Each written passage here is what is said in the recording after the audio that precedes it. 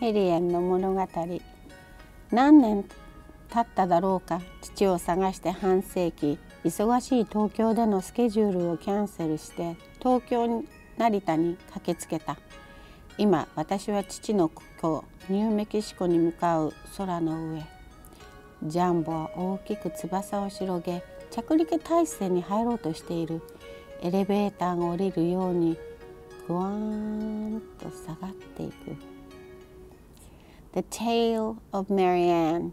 How many years have I waited, longing for half the century, looking for my father, canceling the schedules of Tokyo, and then coming running, rushing myself to Narita airport.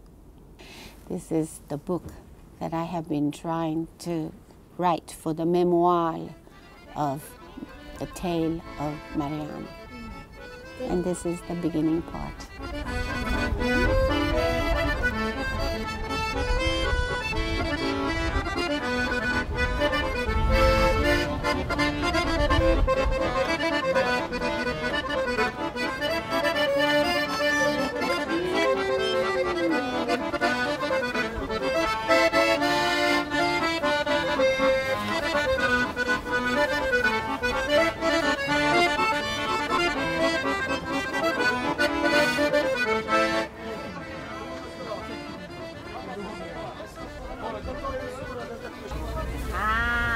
Men de är väldigt bra, de är jättegoda. Vi har ju många av dem här i Japan.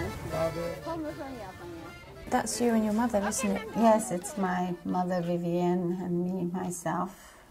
Oh, you're such a little cutie. I mean, she is half Swedish, so... No, she's quarter Swedish, quarter German, and half Japanese by blood. By blood. You had some... difficult times as well when you lived in the slum with your mother. You lived in domestic violence. Yes. With Masakatsu, the new father, daddy, he didn't bring the money to home because he was heavy alcohol drinker and he played poker. So every time the payday, there will be a big fight going on because he will be using up much of the salary. Yes. And then the quarrel started between Fumi and Masakatsu, and then of course the beating and kicking and slapping, slashing, not really slapping but real fist fight, and Fumi will be totally bleeding all over. She often or several times invited me to jump off the cliff and then just commit suicide. And she would say in Japanese, like, Marianne shinoka, means Marianne, again, this Marianne, let's die. And die, for a child, you don't know what death is, but it sounded horrible thing because she was weeping and she was, you know, looking down and disastrous and beaten up, and, you know, she had this broken nose and everything, and it was horrifying seeing with bruised face. And then she says, you know, let's die, jumping off the cliff. And I kept on saying, Mommy, no, Mommy, no, Mommy, Mommy, no, we don't do that, we don't do that. We lived in a, I would say, shack or a hut. Shack. A hut. Hut. Okay, and we had 6-mat tatami. In Japan, we have the mat made of straw, and it's about, what, 90 centimeter by 180 centimeter. 6 of those, was the room. That was the entire house? Yes. There was no really kitchen. We had to be outside on the earth to make the fire and cook hot water and cook rice. And then we had well nearby, just all the ladies came to pump out the water. And there was no soap. All we used was the ashes from the charcoal. We had a place called the dumping charcoal, and you're not supposed to spit or keep it clean, because that's what they use for washing clothing or dishes. 1955, I was found, and quickly the founding was reported to the Swedish embassy, Yes. saying that this child belongs to you, and which they contacted my grandfather, and he said, yes, that's my granddaughter. Humi got sick, she got cancer, and the doctor said she'll be dead in 5 months' time or 6 months' time. It was all over. And then she died, 75. And then the moment she died, I screamed alone.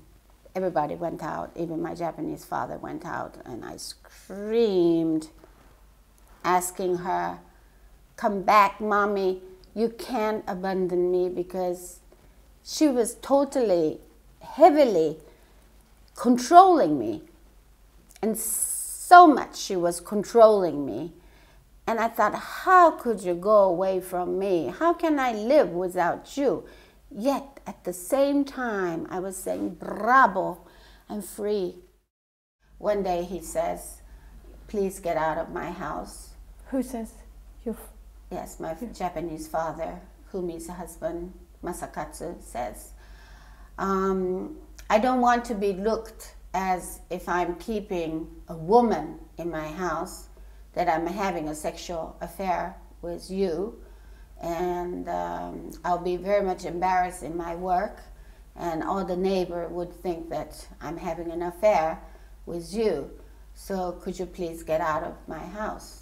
And that's when I was very, very, very, very, very sad.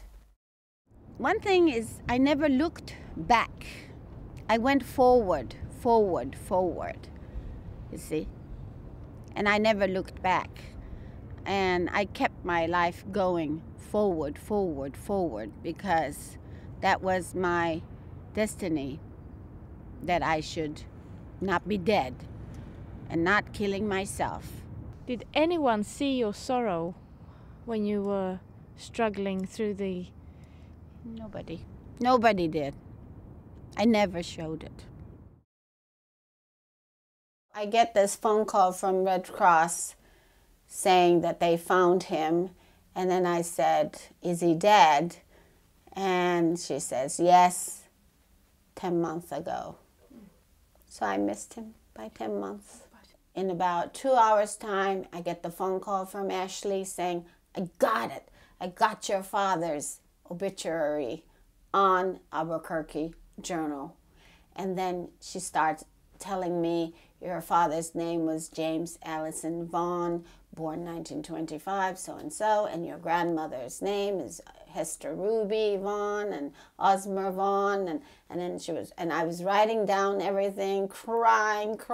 Finally, I get to know the names. And then she says, you have brother.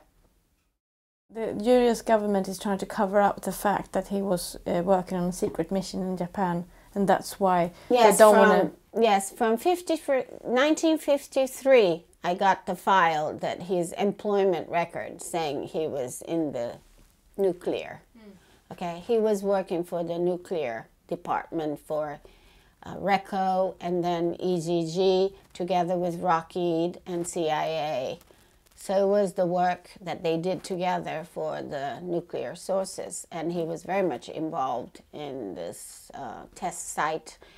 And as my aunt says, that he was present to all the test sites, even in Bikini Island, which was very close to Japan, that he had been involved in this nuclear testings.